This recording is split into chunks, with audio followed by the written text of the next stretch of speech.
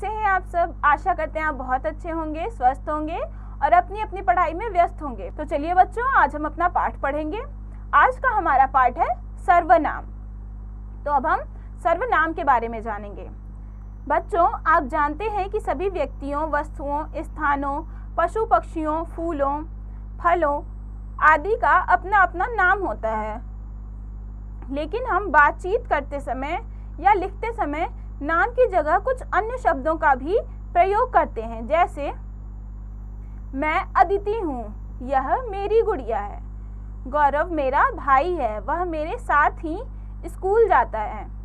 तो बच्चों, इसमें बता रहा है कि सभी चीज़ों के अपने अपने नाम होते हैं, लेकिन हर बार हम उनका नाम न प्रयोग करके उनके लिए हम कुछ दूसरे शब्दों का प्रयोग करते हैं। जैसे कि फलों के नाम होते हैं, सब्जियों के नाम होते हैं, जगह का भी अपना नाम होता है और हर व्यक्ति का भी अपना नाम होता है, लेकिन हर बार हम नाम का प्रयोग ना करके किसी और शब्द का प्रयोग करते हैं। आगे देखिए, ऊपर के चित्रों में नाम की जगह मैं, मेरी, वह, मेरा, मेरे शब्द आए हैं। इन्हीं शब्दों को सर्वनाम कहते हैं। इन शब्दों के प्रयोग से भाषा सरल व सुंदर बन जाती है।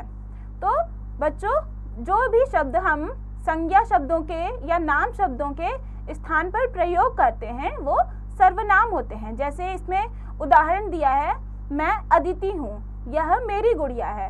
तो उसने बताया कि उसका नाम अदिति है, लेकिन उसने ये नहीं कहा कि यह अदिति की गुड़िया है, उसने कहा यह मेरी गुड़िया है। तो ये जो मेरी शब्द है यह सर्वनाम है। तो आगे हम देखते हैं। आइए पढ़कर जाने किसके लिए क्या बोलेंगे। अपने लिए मैं, मुझे, मेरा बोलते हैं। जैसे अपने लिए हम सर्वनाम, किन सर्वनामों का प्रयोग करेंगे बच्चों? तो मैं, मुझे, मेरा। बड़ों के लिए आप, आपने, आपका बोलते हैं। छोटों व अपने बराबर वालों के लिए तुम, तुम्हें, तुम्हारा बोलते हैं। दूसरों के लिए पास होने पर यह, ये, इसे बोलते हैं। दूसरों के लिए दूर होने पर वह, वे, उसे बोलते हैं। तो हमने बच्चों इसमें यह भी जाना कि किन जगह पर और किसके लिए हम किन किन सर्वनाम शब्दों का प्रयोग करते हैं।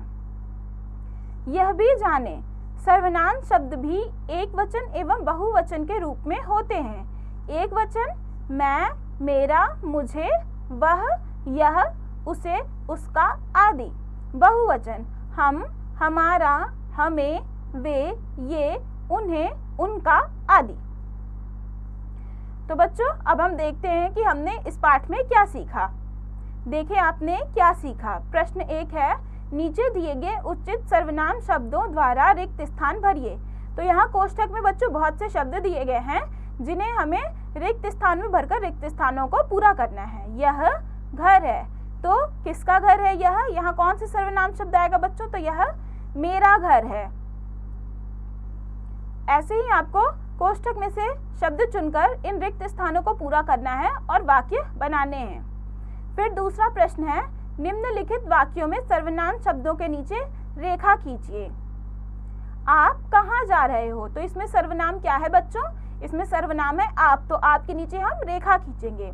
ऐसे ही आपको बाकी के वाक्यों को पढ़ना है और उसमें से सर्वनाम शब्द देखकर उसके नीचे रेखा खींचनी है। प्रश्न 3 है, नीचे टोकरी में कुछ संज्ञा और सर्वनाम शब्द मिल गए हैं, उन्हें छांटकर अलग अलग स्तंभों में लिखिए। तो बच्चों, यहाँ टोकरी में बहुत सारे शब्द हैं जो कि मिल गए हैं, संज्ञा और सर्वनाम दोनों। तो हमें उन्हें अलग अलग करना है। जैसे राम, तो राम कौन सा शब्द है? राम संज्ञा शब्द है, तो इसे हम संज्ञा में लिखेंगे। मैं सर्वनाम शब्द है, तो ये सर्वनाम में लिखेंगे। ऐसे ही आपको टोकरी में से शब्द छांटकर संज्ञा और सर्वनाम वाले स्तंभों में भरना है। करके देखिए, नीचे दिए गए चित्र को देखकर रिक्त स्थान भरिए।